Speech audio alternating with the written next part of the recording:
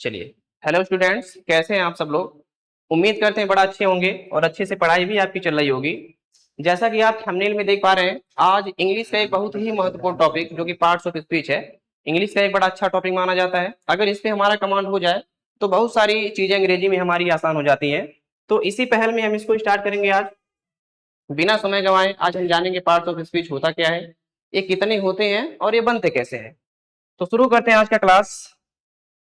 तो सबसे पहले शुरू करेंगे हम इसके डेफिनेशन से। डेफिनेशन को हम पढ़ेंगे और समझेंगे इसका मतलब क्या है और पार्ट्स ऑफ स्पीच कितने हैं। तो डेफिनेशन में क्या लिखा है कि classification of word on the basis of its function in a sentence is called parts of speech. इसका मतलब ये है कि किसी भी वाक्य में जब शब्दों को उनके कार्यों के आधार पे हम उनका नाम रखते हैं, उनका क्लासिफिकेशन करते हैं, और यही प्रक्रिया हमारी क्या कहलाती है, पार्ट्स ऑफ स्पीच। और ये होते कितने हैं, ये होते हैं संख्या में 8। पहला कौन सा है आपका, नाउन है। दूसरा क्या है, प्रोनाउन। तीसरा है एडजेक्टिव। चौथा है वर्ब। और पांचवा है एडवर्ब। और छठा है प्रीपोजिशन। और सातवां है कंजंक्शन। और आठवां क्या है, इंटरजेक्शन। अभी इनका नाम हमने कैसे दे दिया कि ये इंटरजेक्शन है, ये प्रीपोजिशन है, ये नाउन है, ये प्रोनाउन है। हमने इनका नाम इनके कार्यों के आधार पे रखा है।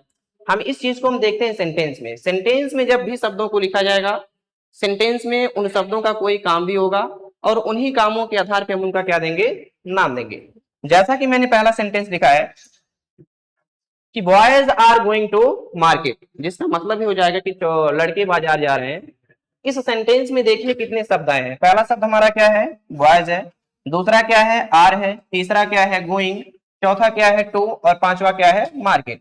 अगर इस सेंटेंस में हमने 5 शब्दों को रखा है तो उन 5 शब्दों का उनके कार्यों के आधार पर उनका कुछ नाम भी होगा। जैसे अगर हम बोले बॉयज, बॉयज है क्या।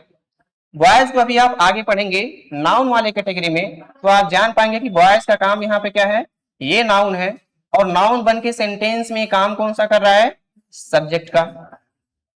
दूसरी चीज, पहला यहाँ पे एक आर आया दूसरे नंबर पे। आर क्या है भाई, ये है वर्ब। अगर हम वर्ब की कैटेगरी में जाके देखें तो ये है हेल्पिंग वर्ब। और दूसरा शब्द यहाँ पे एक आया गोइंग।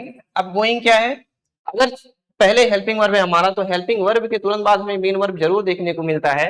यानी कि ये गोइंग शब्द यहाँ पे क्या है, वर्ब है। क्या है, वर्ब है। अब वर्ब में यदि हम थोड़ा सा डीप जाके देखना चाहें, इसको चेक करना चाहें, तो हम जान पाएंगे कि ये मेन वर्ब है। क्या है, मेन वर्ब है। एक शब्द और बचा सेकेंड लास्ट, जो कि टू है। अब हम ये जानेंगे टू यहाँ पे सेंटेंस में क्या है, काम क्या कर रहा है और इसका पार्ट्स ऑफ स्पीच क्या है। अभी मैं नाम लिख रहा हूं सबका, नाउन प्रोनाउन, तो शायद आपको ना पता चल रहा हो कि सर आपने तो इसको नाउन लिख दिया, ये प्रोनाउन लिख दिया, लेकिन हम नहीं जान पा रहे कि आपने कैसे उसको नाउन लिखा, कैसे प्रोनाउन लिखा, और कैसे प्रीपोजिशन है, कैसे एडजेक्टिव है।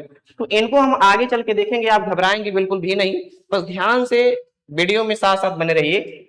यहाँ पे जो टू शब्द आया, अगर हम इसके काम के आधार पे इसका हम नाम दें, तो ये रिलेट कर रहा है मार्केट को इन सभी शब्दों से। तो सेंटेंस में जो भी शब्द आते हैं, किसी शब्द को जब वो रिलेट करते हैं अपने पहले से आए हुए, उनको हम नाम देते हैं प्रीपोजिशन। क्या नाम देते हैं, प्रीपोजिशन। यानी कि जो टू सेंटेंस में आया है, इसका काम क्या है भाई, प्रीपोजिशन का। उसके सामने एक शब्द और आया है, क्या, मार्केट है। मार्केट। अब मार्केट भी एक नेमिंग वर्ड है। भी आप आगे नाउन में पढ़ेंगे कि जितने भी नेमिंग वर्ड हमारे होते हैं सब क्या होते हैं, नाउन होते हैं। इस हिसाब से मार्केट का पार्ट ऑफ स्पीच हमारा क्या बनेगा, नाउन का बनेगा। अब हमने कैसे रखा कि ये नाउन है प्रोनाउन है, सेंटेंस में हम बस उनके कार्यों के आधार पे ही उनका नाम दे रहे हैं, बस वही मैं भी कर रहा हूं। दूसरे सेंटेंस में आप देखिए, दूसरे सेंटेंस में लिखा है he is going to his house. He is going to his house. अगर हम सेंटेंस में चेक करें कि शब्द कितने हैं, तो हम देख पा रहे हैं पहला शब्द हमारा क्या है, ही है। दूसरा है इज। तीसरा है गोइंग टू हिज मार्केट। अब इन शब्दों का भी इस सेंटेंस में इनके कार्यों के आधार पर जरूर कुछ नाम होगा। तो चलिए चेक करते हैं इसमें कौन कौन सा शब्द आया है और उसका नाम क्या क्या है। अब फिर यहाँ पे एक शब्द आया ही। आप आगे प्रोनाउन वाले चैप्टर में पढ़ोगे कि ऐसे वो सभी शब्द जो किसी नाउन के स्थान पे रखे जाते हैं, सब क्या होते हैं, प्रोनाउन। यानी कि ही इस सेंटेंस में काम कैसा कर रहा है, प्रोनाउन का। और प्रोनाउन बन के सेंटेंस में बना है सब्जेक्ट। क्या बना है, सब्जेक्ट बना है। आगे बढ़ते हैं थोड़ा, आगे हमें मिलेगा इज गोइंग इसको हम बोलेंगे वर्ब की कैटेगरी का है। अगर हम वर्ब की कैटेगरी में थोड़ा सा देखें तो ये माना जाएगा हेल्पिंग वर्ब। क्या माना जाएगा? Helping verb. और एक शब्द फिर यहाँ पे आया जो कि गोइंग है, ये हेल्पिंग है, तो ये कौन सा वर्ब होगा? वर्ब की कैटेगरी का ही है, तो इसको हम बोलेंगे मेन वर्ब। क्या बोलेंगे? Main verb. फिर एक शब्द आया यहाँ पे टू। टू इन शब्दों को इस वाले शब्दों से रिलेट कर रहा है, और जो भी सेंटेंस में शब्द आए नाउन को, नाउन से पहले आए या फिर उन नाउन के पहले जब वो रखे जाते हैं और उस नाउन का संबंध बाकी के अन्य शब्दों से करवाते हैं वाक्य में आए हुए, तो ऐसे शब्दों को हम बोलते हैं रिलेटिंग वर्ड। और रिलेटिंग वर्ड को इंग्लिश में हम पार्ट्स ऑफ स्पीच में क्या बोलते हैं? प्रीपोजिशन। यानी कि ये टू शब्द सेंटेंस में क्या है? प्रीपोजिशन है। क्या है? प्रीपोजिशन। और यहाँ पे एक हित शब्द आया जो कि पजेसिव एडजेक्टिव है। आगे आप बढ़ेंगे फिर हाउस मिल गया आपको। हाउस का पार्ट्स ऑफ स्पीच सेंटेंस में क्या होगा? नाउन होगा। अब ये नाम रखने वाला काम अगर हम खुद के ऊपर थोड़ा सा लेके देखें कि हम नाम रखते कैसे हैं। जैसे मान लीजिए मैं बोलूं कि इस समय मैं पढ़ा रहा हूं। मैं क्या कर रहा हूं? पढ़ा रहा हूं। अगर मैं पढ़ा रहा हूं तो मेरे पढ़ाने के काम के हिसाब से आप मेरा क्या नाम दोगे? कहोगे सर पढ़ाने वाले तो टीचर होते हैं। अगर मान लीजिए मैं आप सबका नाम थोड़ा सा बोलूं, आप सब क्या कर रहे हो? पढ़ रहे हो। अगर आप पढ़ रहे हो तो पढ़ने वालों का जो काम होता है, जो भी व्यक्ति पढ़ेंगे, जो भी बच्चे पढ़ेंगे, तो पढ़ने वालों का नाम हम क्या रखते हैं? कहते हैं सर वो स्टूडेंट है। क्या है? स्टूडेंट। कहने का मेरे मतलब ये है कि अगर कोई भी शब्द वैसे नॉर्मली लिखा हो कहीं पे और आपसे पूछा जाए कि सर उसका पार्ट्स ऑफ स्पीच या फिर इसका पार्ट्स ऑफ स्पीच बता दीजिए, तो उसका पार्ट्स ऑफ स्पीच होगा क्या? मान लीजिए मैंने यहाँ पे लिख दिया वाटर। क्या लिखा? वाटर। ऐसे मैंने वाटर लिख के आपसे पूछा कि आप इसका पार्ट्स ऑफ स्पीच बताओ, तो ऐसे पार्ट्स ऑफ स्पीच बता पाना बड़ा मुश्किल होता है, क्योंकि जब तक सेंटेंस में शब्दों को हम उनके कार्यों के आधार पर उनको हम देखेंगे नहीं, तब तक उनका एग्जैक्ट नाम नहीं दे सकते। वैसे अगर वाटर को देखा जाए, वाटर को आप बोलेंगे सर ये नाउन है। क्या है? नाउन है, क्योंकि यह किसी चीज का नाम है। और नाउन का डेफिनेशन बताता है हमें कि all living words are noun. नाम वाले जितने भी शब्द हमारे होते हैं क्या होते हैं? नाउन होते हैं। लेकिन मैं कह सकता हूं कि हम इसको किसी और तरीके से भी यूज कर सकते हैं, भले ये नाउन। हम सेंटेंस में इसको कुछ और भी बना सकते हैं। मान लीजिए एक फ्रेज मैं लिखूं। फ्रेज क्या है? ऐसे वाटर पोल्यूशन। मैंने क्या लिखा? Water pollution. अब मैं आपसे पूछूं कि आप ये बताओ कि इस वाटर पोल्यूशन, ये जो फ्रेज हम बनाए हैं, इस फ्रेज में वाटर का पार्ट ऑफ स्पीच क्या है? और एक शब्द और आया पोल्यूशन। क्या आया है? पोल्यूशन। इसका पार्ट ऑफ स्पीच क्या होगा?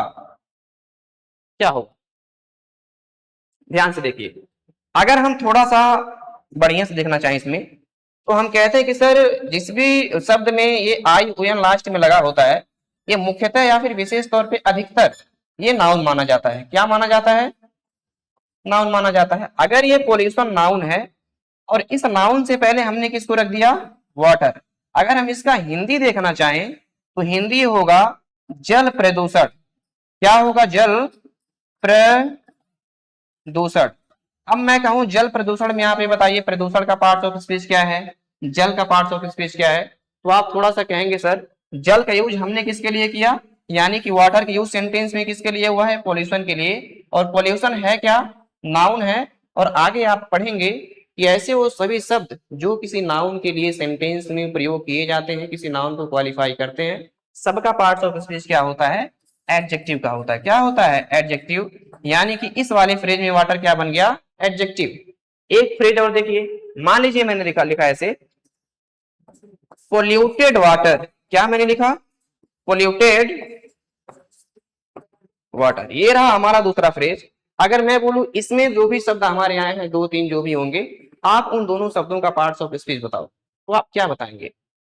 तो आप कहेंगे सर इसमें तो थोड़ा सा उल्टा हो गया, वाटर बाद में चला गया, पोल्यूटेड पहले आया। तो हमें पता है कि इस पोल्यूटेड शब्द का यूज हमने किसके लिए किया? वाटर के लिए। और इसमें वाटर काम कैसा कर रहा है? ये बन गया नाउन बन गया। क्या बन गया? नाउन। और इस नाउन के लिए हमने एक शब्द इससे पहले रखा है पोल्यूटेड। अगर ये नाउन है और इस नाउन के लिए हमने शब्द रखा पोल्यूटेड, तो पोल्यूटेड का पार्ट्स ऑफ स्पीच क्या बनेगा? एडजेक्टिव का बनेगा। क्या बनेगा? एडजेक्टिव। तो मेरे कहने का मतलब ये है कि वैसे बिना सेंटेंस के, बिना फ्रेज के नॉर्मली आप शब्दों के काम को नहीं बता सकते। जब तक हम उन शब्दों को सेंटेंस में लेके ना आए तो आप उसका एग्जैक्ट नाम भी नहीं बता सकते हो कि वो नाउन है, प्रोनाउन है या फिर एडजेक्टिव है, कोई भी पार्ट्स ऑफ स्पीच। तो हम शब्दों का काम कब पहचान सकते हैं? जब वो सभी शब्द हमारे किस में आ जाएं, सेंटेंस में आ जाएं। और सेंटेंस में हम बढ़िया से जान पाते हैं कि इस सेंटेंस में किस शब्द का काम कौन सा है। जब हम उसके काम को जान जाते हैं तो उसके नाम को भी हम बड़ी आसानी से बता सकते हैं। अगर वो कोई नेमिंग वर्ड है तो नाउन है, नाउन के स्थान पे आया तो प्रोनाउन है, इन दोनों के बारे में बताया तो एडजेक्टिव, कोई क्रिया है तो काम हो रहा है सेंटेंस में, आप उसको वर्ब बोलेगे। इस तरह से सभी चीजों को हम बारी बारी पढ़ेंगे। तो हम इसमें क्या जाने कि पार्ट्स ऑफ स्पीच का डेफिनेशन क्या होता है। तो पार्ट्स ऑफ स्पीच के डेफिनेशन के हिसाब से हमें यही पता चला कि जब किसी भी वाक्य में शब्दों को हम लिखेंगे और उस वाक्य में जब उन शब्दों को उनके कार्यों के आधार पर हम उनका नाम देंगे, यह प्रक्रिया हमारी क्या कहलाती है? Parts of speech. और उनका नाम भी क्या होता है? पार्ट्स ऑफ स्पीच, जिनकी संख्या कितनी बनी? 8 बनी। अब यहां तक उम्मीद है आप बढ़िया से समझ पाए होंगे। अब हम थोड़ा सा आगे बढ़ेंगे पार्ट्स ऑफ स्पीच की तरफ, जिसमें 8 हैं और इन 8 में से हम सबसे पहले किसको पढ़ेंगे? नाउन को। अब हम जानेंगे नाउन होता क्या है, इसके टाइप क्या होते हैं, इसका फंक्शन क्या होता है सेंटेंस में, हम कैसे पहचानते हैं नाउन को सेंटेंस में, एकदम अच्छे से। तो धैर्य बना के आप वीडियो में बने रहेंगे और आराम से देखेंगे। हम आज पार्ट्स ऑफ स्पीच का पहला टॉपिक स्टार्ट क्या कर रहे हैं? नाउन। नाउन में सबसे पहले एक डेफिनेशन इसका मैंने लिखा कि a noun is a naming word. इसका मतलब क्या है? A noun is a naming word. Naming का मतलब क्या होता है? नाम वाले। वर्ड का मतलब क्या होता है? शब्द। कहने का मेरे मतलब ये है कि ऐसे वो सभी शब्द जो किसी नाम को शो करे, किसी नेम को शो करे, सब क्या होते हैं? नाउन होते हैं। और नाम किसी भी चीज का हो सकता है, संसार की वो सभी चीजें जिसे आप देख सकते हो, छू सकते हो, महसूस कर सकते हो, अगर उसका कुछ नाम है तो क्या है? वो नाउन है। आगे थोड़ा सा डेफिनेशन देखते हैं। फिर लिखा है a noun is the name of anything। इसका भी मतलब वही है, एनीथिंग यानी कि कुछ भी हो। अगर कुछ भी हो उसका कोई नाम है तो पार्ट्स ऑफ स्पीच उसका क्या होगा? नाउन का होगा, because naming words are noun. थोड़ा सा नीचे आइए, फिर एक डेफिनेशन हमने लिखा है a noun is the name of a person, place, animal और thing। मतलब भी इसका वही है, किसी व्यक्ति का नाम हो गया, किसी जगह का नाम हो गया, किसी जानवर का नाम हो गया, किसी वस्तु का नाम हो गया, सब आपका क्या होगा? नाउन ही होगा। थोड़ा सा नीचे आते हैं, एग्जाम्पल में भी कुछ लिखा है, जैसे कि स्टूडेंट आपके हो गए, स्टूडेंट भी नाम है तो नाउन है। आगे थोड़ा सा, पेन किसी चीज का नाम है तो नाउन है। रमन किसी व्यक्ति का नाम है, यह भी नाउन है। सिटी किसी जगह का नाम है, नेम इज नाउन, तो यह भी नाउन है। टाइगर एक जानवर का नाम है, यह भी क्या है? आपका नाउन है। तो डेफिनेशन से और एग्जाम्पल से हम जान पा रहे हैं कि all naming words are noun. नाम वाले शब्द ही हमारे क्या होते हैं? नाउन होते हैं। थोड़ा सा नीचे हम आते हैं टाइप्स ऑफ नाउन में। किसमें? टाइप्स ऑफ नाउन में। टाइप्स ऑफ नाउन में हम ये जान पा रहे हैं कि नाउन हमारे कितने प्रकार के लिखे गए हैं उसमें? 5। कितने हैं? 5। तो इस हिसाब से नाउन कितने टाइप के हो गए? 5 टाइप के। अब वो 5 टाइप के हैं कौन कौन? पहला हमारा कौन सा है? Proper noun. दूसरा कौन सा है? Common noun. तीसरा कलेक्टिव नाउन। चौथा मटेरियल। पांचवा अब्स्ट्रैक्ट। इसको हम थोड़ा सा यहाँ रोकते हैं, थोड़ा सा और इसके बारे में एक स्टेप पीछे चलते हैं। हम जानते हैं कि बेसिकली नाउन हमारे कितने टाइप के सबसे पहले आते हैं। तो ध्यान से देखिएगा, यहाँ सामने में लिख रहा हूं, जब हम नाउन को क्लासिफाई करने जाएंगे, उनको डिवाइड करने जाएंगे, तो सबसे पहले नाउन हमारे 2 टाइप के होते हैं। कितने होते हैं? 2 टाइप के। अब वो 2 टाइप के कौन कौन से हैं? थोड़ा सा अगर दिमाग में आए कि सर आपने यहाँ तो 5 लिखा है तो आप 2 क्यों बता रहे हैं, इससे एक स्टेप हम पीछे चलेंगे और जानेंगे नाउन हमारे कितने टाइप के होते हैं। घबराइएगा बिल्कुल भी नहीं, बस साथ साथ बने रहिएगा। अगर हम टाइप्स ऑफ नाउन को बेसिक से देखें, एकदम बेसिक से, तो जो टाइप्स ऑफ नाउन बनता है, क्या बनता है? टाइप्स ऑफ नाउन ये 2 टाइप का बनता है। कितने टाइप का? 2 टाइप का। पहला कौन सा होता है? जो पहला नाउन आपका बनेगा वो बनेगा कंक्रीट नाउन। अब ये कंक्रीट नाउन क्या होता है, इसको पहले समझ लीजिए। कंक्रीट नाउन हम उसे कहते हैं, इसमें से अगर हम देख पाए तो कुछ नाउन ऐसे होंगे जिनको हम देख भी पाएंगे, छू भी पाएंगे, लेकिन एक नाउन नीचे ऐसा लिखा है जिसे न तो हम देख सकते हैं न तो छू सकते हैं, केवल महसूस कर सकते हैं। तो इस हिसाब से इनको सबसे पहले 2 भागों में ऐसे बांटेंगे कि जो हमारा प्रॉपर है, कॉमन है, कलेक्टिव है, मटेरियल है, इसको हम किस कैटेगरी में रखेंगे? कंक्रीट नाउन की कैटेगरी में। यानी कि इसके पार्ट कितने बनेंगे? 4। अब कंक्रीट नाउन क्या होता है? हिंदी में इसको हम बोलते हैं यथार्थवाचक संज्ञा। क्या बोलते हैं? यथार्थ वाचक संज्ञा। अब यथार्थवाचक संज्ञा मतलब क्या होता है? ध्यान से सुनिएगा। ऐसे नाउन जिनको आप देख भी सको, टच भी कर सको, वो किस कैटेगरी में आएंगे? सबसे पहले कंक्रीट के कैटेगरी में आएंगे, जिनको हम क्या बोलते हैं? यथार्थवाचक संज्ञा। दूसरा कैटेगरी इसका क्या बनता है? जो दूसरी कैटेगरी इसकी बनेगी, दूसरा टाइप बनेगा, वो बनेगा अबस्ट्रैक्ट का। क्या बनेगा? वो बनेगा अबस्ट्रैक्ट नाउन का। किसका बनेगा? अबस्ट्रैक्ट नाउन का, जिसको हिंदी में हम क्या बोलते हैं? भाववाचक संज्ञा। क्या बोलते हैं? भाववाचक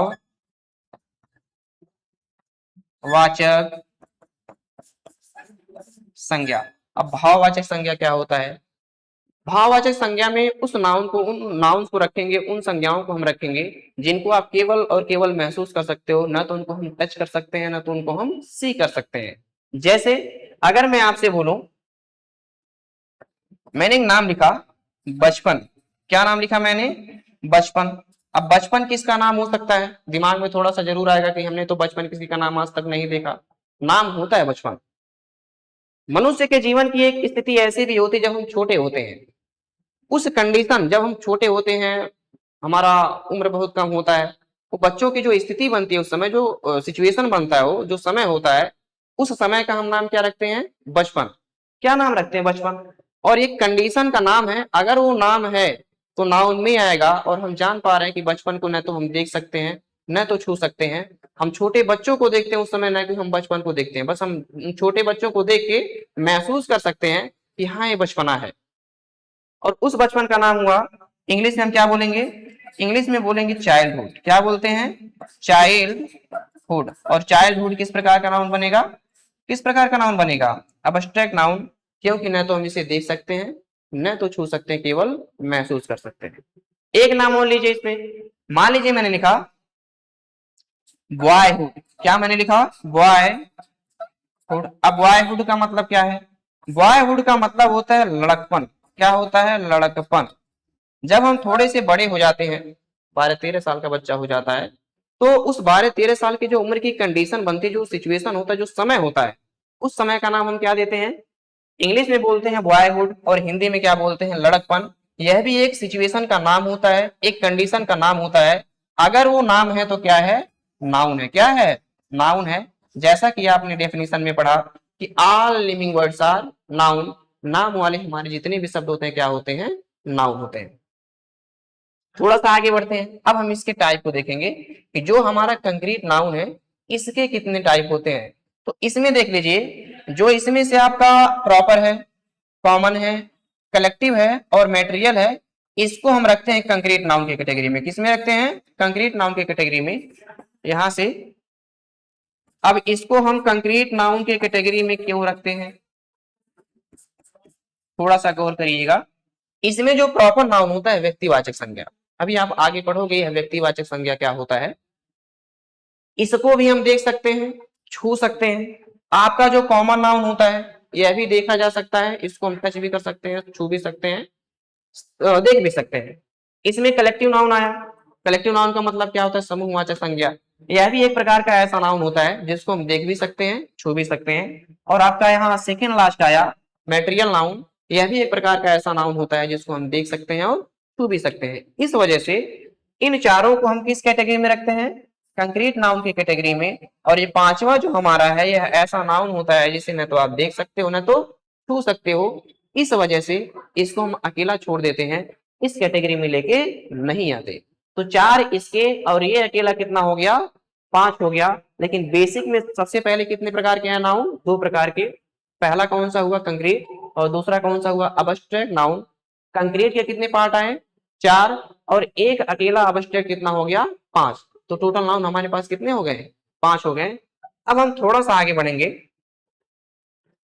और हम देखेंगे कि how to identify a noun in a sentence. मतलब कि एक नाउन में, एक सेंटेंस में, अगर हमें मान लीजिए हम नेमिंग वर्ड्स न पहचान पा रहे हो, कुछ ऐसा नाउन आ गया हम जान ही नहीं पा रहे हैं कि नाउन है क्या, कहाँ, किस प्रकार से आया है सेंटेंस में, तो चेक करने का तरीका इसमें क्या होता है?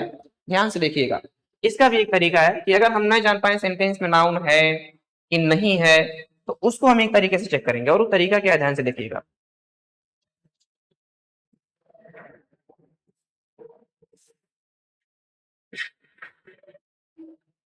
चलिए देखते हैं। उनको जानने के लिए हम चेक करेंगे कुछ शब्दों को। किसको चेक करेंगे? कुछ शब्दों को चेक करेंगे।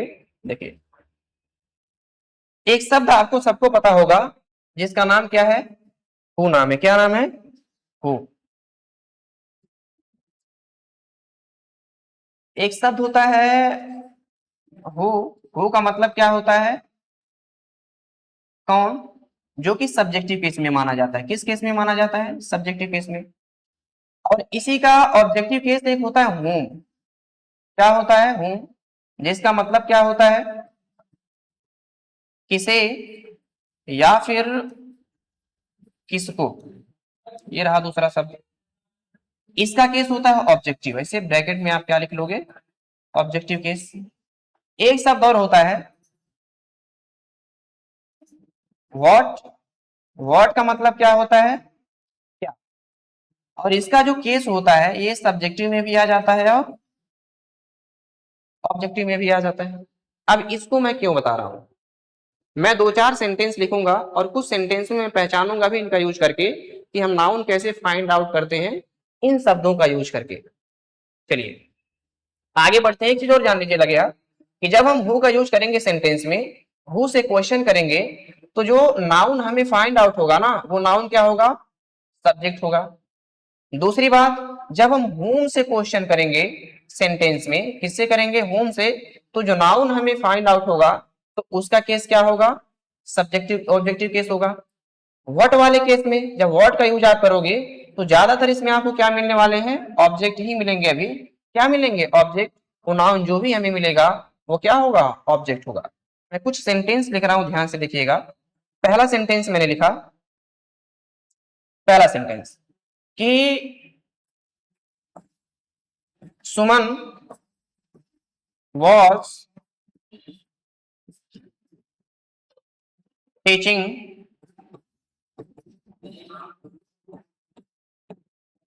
children। अब सुमन was teaching children, इसका मतलब क्या है? इसका मतलब ये है कि सुमन बच्चों को पढ़ा रही थी। अब इस सेंटेंस में हमें क्या फाइंड आउट करना है, क्या पहचानना है? नाउन पहचानेंगे हम। और नाउन पहचानने के लिए हम इन शब्दों का यूज करेंगे इसमें। अब कैसे करते हैं? सबसे पहले करते हैं यूज हम हु का। किसका यूज करेंगे? हु का। हु का यूज तो हम सेंटेंस में करेंगे, लेकिन हमें यह भी जान लेना है कि हम हु का यूज, होम का यूज, व्हाट का यूज सेंटेंस में करेंगे कहाँ। शब्द तो हमें बहुत सारे दिख रहे हैं। चिल्ड्रन भी है, टीचिंग भी है, वॉज भी है, सुमन भी है, लेकिन यूज कहाँ करें, किसमें क्वेश्चन करें हम इससे? तो ध्यान रहे, क्वेश्चन हम करेंगे मेन वर्ब में। किसमें करेंगे? मेन वर्ब में। अगर इसमें मैं कहूं कि सुमन बच्चों को पढ़ा रही है, हमें नहीं पता चल पा रहा कि सेंटेंस में नाउन है कहाँ, सुमन है कि वॉज है कि टीचिंग है कि चिल्ड्रन है। तो हम सबसे पहले क्वेश्चन करते हैं हु से। किससे क्वेश्चन करेंगे? हु से क्वेश्चन करते हैं। अगर मैं बोलूं बच्चों को कौन पढ़ा रहा है, बच्चों को कौन पढ़ा रहा है। अगर मैंने बोला कि बच्चों को कौन पढ़ा रहा है, हमने क्वेश्चन किससे किया? कौन यानी कि हु से हमने क्वेश्चन किया। अगर मैं आपसे पूछूं कि बच्चों को कौन पढ़ा रहा है, तो आप आंसर में क्या दोगे? कहोगे सर बच्चों को कौन पढ़ा रही है? सुमन। यानी कि सुमन किसकी आंसर में आई? हु के आंसर में। अगर हु के आंसर में सुमन आ रही है तो इसका पार्ट्स ऑफ स्पीच क्या होगा? नाउन होगा। क्या होगा? नाउन होगा। वैसे भी सुमन एक क्या है? नेमिंग वर्ड है, और नेमिंग वर्ड हमारे क्या होते हैं? नाउन होते हैं। एक चीज और मैं आपको बताया हूं कि जब हम हु से क्वेश्चन करेंगे हमें आंसर में नाउन मिलेगा, उसका केस क्या होगा? Subjective case. यानी कि सुमन का केस यहाँ पे क्या है? सब्जेक्टिव केस है। क्या है? Subjective case. अब कौन के आंसर में इस वर्ब में जब हमने क्वेश्चन किया केवल एक नाउन निकल के आया। थोड़ा सा और चेक कर लेते हैं इन शब्दों का यूज करके, हो सकता है एक नाउन हो तो वो भी निकल के आ जाए। whom का यूज करें। अगर मैं इसी में कहूं, इसी में हमने क्वेश्चन किससे करना है? किसे से। अगर मैं बोलूं कि सुमन किसे पढ़ा रही है, सुमन किसे पढ़ा रही है। अगर मैंने बोला कि सुमन किसे पढ़ा रही है, तो आंसर में क्या बोलेंगे आप कि सुमन किसको पढ़ा रही है, बच्चों को। यानी कि आंसर में क्या निकल के आए, क्या निकल के आए, चिल्ड्रन हमारे आंसर में आए। और होम के भी आंसर में क्या निकल के आएगा, नाउन ही निकल के आएगा। और वो नाउन का केस उस समय क्या होगा, ऑब्जेक्टिव केस। यानी कि हम बोल सकते हैं कि यहाँ पे बच्चे क्या है, नाउन है, और इनका केस क्या है, ऑब्जेक्टिव केस। एक बार और एक शब्द बचा है, वर्ड से भी क्वेश्चन कर लेते हैं इसमें। अगर मैं कहूं सुमन क्या पढ़ा रही है, तो आपको आंसर कुछ नहीं मिलेगा। यानी कि दो नाउन हमारे सेंटेंस में थे और दोनों क्या हो गए, फाइंड आउट हो गए। तो हमने किससे पता किया भाई, होम से जब क्वेश्चन करेंगे जो आंसर में नाउन निकल के आएगा, वो नाउन तो होगा ही होगा, लेकिन उसका केस क्या होगा, सब्जेक्टिव केस होगा। और जब होम से क्वेश्चन करेंगे तो आंसर में फिर भी नाउन निकल के आएगा, लेकिन उसका केस क्या होगा, ऑब्जेक्टिव केस होगा। क्या होगा, ऑब्जेक्टिव केस। जैसे कि यहाँ पे बच्चों का केस क्या बना है, ऑब्जेक्टिव केस। व्हाट वाला भी देख लेते हैं, क्या देख लेते हैं, व्हाट वाला। मान लीजिए एक सेंटेंस मैंने लिखा, और सेंटेंस ये है कि दे, एक मिनट, दे नहीं, the children, the children are eating mangoes. क्या मैंने लिखा, मैंगोज। अब इसमें हम सभी शब्दों से, यानी कि उन तीन शब्दों से जो कि ऊपर मैंने लिखे हैं, इनसे हम बारी बारी फिर क्वेश्चन करेंगे। लेकिन क्वेश्चन हमें किस में करना है, वर्ब से करना है। आंसर में हमें क्या मिलेगा, नाउन मिलेगा। मान लीजिए इसमें वर्ब हो रहा है खाने का, क्या काम हो रहा है, खाने का। चलिए थोड़ा कलर चेंज करते हैं इसका, खाने का। अगर इसमें काम हो रहा है खाने का, मैं बोलूं कौन खा रहा है, काम कौन सा हो रहा है, खाने का। अगर मैं बोलूं कौन खाने का काम कर रहा है भाई, कौन खा रहा। अगर मैंने बोला कौन खा रहा है, यानी कि आम कौन खा रहा है, तो आप आंसर में क्या बताओगे, बताओ। कहोगे सर जो आम खाने का काम हो रहा है वो कौन कर रहे हैं, बच्चे। यानी कि हु के आंसर में क्या निकल के आए, चिल्ड्रेन। तो चिल्ड्रेन का पार्ट्स ऑफ स्पीच यहाँ पे क्या बना, क्या बना, नाउन। और मैं आपको एक चीज और बता दिया था कि जब हम हु से क्वेश्चन करेंगे, आंसर में जो नाउन हमें फाइंड आउट होगा, उसका जो फंक्शन होगा वो क्या होगा, सब्जेक्ट का होगा। क्या होगा, सब्जेक्ट। यानी कि इस सेंटेंस में चिल्ड्रन हमारे क्या है, सब्जेक्ट है। आगे बढ़ते हैं, थोड़ा होम का यूज करते हैं। अगर मैं बोलूं बच्चे, तो हमें पता चल गया खाने का काम कर रहे हैं। मैं बोलूं बच्चे किसे खा रहे हैं, तो आप आंसर में कुछ भी नहीं पाओगे। यानी कि किसी के आंसर हमें कुछ नहीं मिला। अब हम व्हाट से क्वेश्चन करते हैं, किससे करते हैं, व्हाट से। अगर मैं कहूं ये बच्चे क्या खा रहे हैं, क्या खा रहे हैं, तो आप आंसर में क्या बताओगे भाई, कहोगे ना कि बच्चे आम खा रहे हैं। यानी कि यहाँ पे व्हाट के आंसर में क्या निकल के आया, ये जो व्हाट हमने सेंटेंस में यूज किया, इस व्हाट के आंसर में क्या निकल के आए, ये मैंगोज निकल के आए। तो इस कारण वर्ड के आंसर में आने की वजह से इनका पार्ट्स ऑफ स्पीच जो बनेगा, क्या बनेगा, नाउन बनेगा। क्या बनेगा बच्चा, नाउन बनेगा। और मैं एक चीज और बताया हूं कि जब वर्ड के आंसर में जो नाउन निकल के आएगा वो क्या होगा, ऑब्जेक्टिव केस में होगा। किसमें होगा, ऑब्जेक्टिव केस। ज्यादातर इसी में आएंगे। यानी कि इसका भी केस क्या है, ऑब्जेक्टिव केस है। अब यहाँ तक उम्मीद है आपको कुछ समस्या नहीं होगा। आप इसको बढ़िया से, अगर मान लीजिए नहीं समझ में आया हो, तो वीडियो को रिपीट करके एक बार और देख लीजिएगा, तो शायद आपको समझ में आ जाए। यहाँ हमने सीखा क्या, हम क्या शुरू किए, शुरू से हमने शुरू किया parts of speech. Parts of speech हमने क्या जाना, उसका डेफिनेशन जाना कि जब शब्दों को हम उनके कार्यों के आधार पर सेंटेंस में उनका नाम देते हैं, वर्गीकरण करते हैं उनका, इस प्रक्रिया का नाम हम क्या बोलते हैं, पार्ट्स ऑफ स्पीच। और इनकी संख्या कितनी है, थोड़ा सा पीछे आके देखते हैं। इनकी संख्या कितनी है, 8। कौन कौन है, नाउन है, प्रोनाउन है, एडजेक्टिव है, वर्ब है, एडवर्ब, प्रीपोजिशन, कंजंक्शन, इंटरजेक्शन। हमने शुरू किसको किया, नाउन को। शुरू हमने किसको किया, नाउन को। हमने ये जाना कि नाउन होता क्या है, उसका डेफिनेशन हमने जाना। तो डेफिनेशन में क्या लिखा है, तो डेफिनेशन में यही था कि noun is the naming word. जितने भी नेमिंग वर्ड होते हैं, जितने भी संसार के नाम है, सब क्या है, नाउन है। Noun is the name of anything, किसी भी चीज का नाम क्या होता है, नाउन होता है। फिर एक डेफिनेशन हमने पढ़ा कि noun is the name of a person, place, animal और थिंग। किसी भी व्यक्ति का नाम, किसी वस्तु का नाम, किसी जगह का नाम, सब क्या होता है, नाउन होता है। जैसे कि एग्जांपल में आप देख भी पा रहे हो फिर हमने क्या जाना, टाइप्स ऑफ नाउन। तो टाइप्स ऑफ नाउन भी नाउन कितने प्रकार के हुए, 5 प्रकार के। पहला नाउन कौन सा है आपका, प्रॉपर, दूसरा कॉमन, कलेक्टिव, मटेरियल, अब्स्ट्रैक्ट, ये रहे 5। लेकिन थोड़ा सा हम एक स्टेप इससे पीछे गए तो हमने ये जाना कि नाउन को सबसे पहले 2 भागों में बांटा गया। कितने भागों में, 2 भागों में। और वो 2 भाग कौन कौन से बने, पहला क्या बना, कंक्रीट नाउन, और दूसरा कौन सा बना, अब्स्ट्रैक्ट नाउन। कंक्रीट नाउन में हमने उन सभी नाउन को रखा जिनको हम देख भी सकते हैं, छू भी सकते हैं। और अब्स्ट्रैक्ट में हमने उस नाउन को रखा, इस प्रकार के नाउन को रखा जिनको न तो हम देख सकते हैं, न तो छू सकते हैं, केवल महसूस कर सकते हैं। और ऐसे नाउन को हम क्या बोलते हैं, अब्स्ट्रैक्ट नाउन।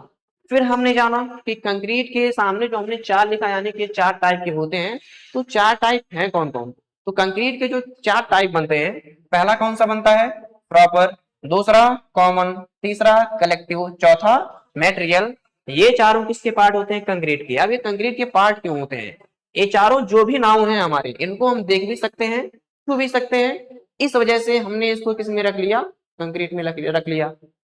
अब नीचे कौन सा बचा, अब्स्ट्रैक्ट नाउन। इसे न तो हम देख सकते हैं, न तो छू सकते हैं, इसलिए इसको हमने अलग कैटेगरी में रखा। वो अपने ही कैटेगरी में, यानी कि भाववाचक संज्ञा, यानी कि अब्स्ट्रैक्ट नाउन में है।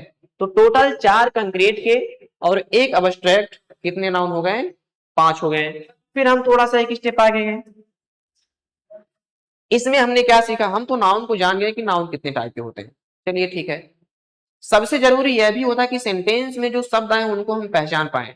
अगर हमने शुरू किया नाउन पढ़ना और नाउन को हम पढ़ रहे हैं, तो सेंटेंस में ऐसा भी होना चाहिए कि सेंटेंस में जहां जहां नाउन हम उनको पहचान पाए। अगर नहीं पहचान पा रहे तो हमारे पढ़ने का कोई मतलब भी नहीं है।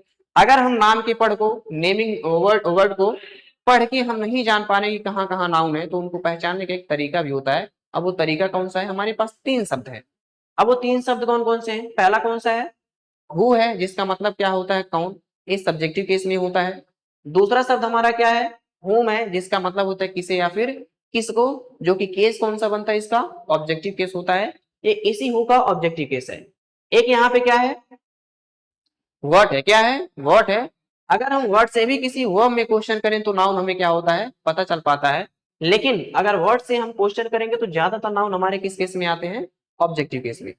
एक चीज और जान लीजिए, जब हम यूज करेंगे हु का और जब हम यूज करेंगे whom का, तो थोड़ा सा ध्यान देने वाली बात यहाँ पे है कि इसमें जो सब्जेक्ट और ऑब्जेक्ट निकल के आएंगे ना, ये पर्सन होते हैं। क्या होते हैं, इसमें भी क्या होगा, वो पर्सन होगा कोई। और जब whom से क्वेश्चन करेंगे, जो नाउन हमें फाइंड आउट होगा, वह भी क्या होगा, ये पर्सन ही होगा। क्या होगा, पर्सन होगा। लेकिन वर्ड से जब हम क्वेश्चन करेंगे, जो आंसर में नाउन हमें फाइंड आउट होगा, वो किस प्रकार का नाउन होगा, वो पर्सन नहीं होगी, वो कोई नॉन लिविंग थिंग होगा। क्या होगा, नॉन लिविंग थिंग होगा, यानी कि कोई निर्जीव वस्तु होगा। वो किसके आंसर में आएगा, वर्ड के आंसर में आएगा। अब हम इस क्लास को यहीं विराम देते हैं। इससे आगे हम अगले क्लास में पढ़ेंगे। तब तक के लिए धन्यवाद, पढ़ते रहिए अच्छे से।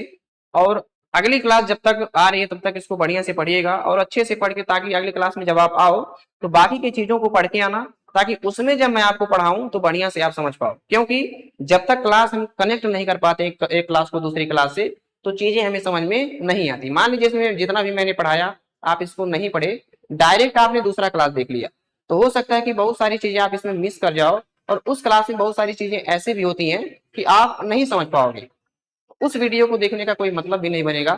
तो लास्ट में मैं आपसे यही करूंगा कि इस वीडियो को लास्ट तक देखिएगा, बढ़िया से अच्छे से वॉच करिएगा। और जो भी नहीं समझ में आएगा कमेंट में जरूर बताइएगा कि ये चीजें सर हमें नहीं समझ में आई।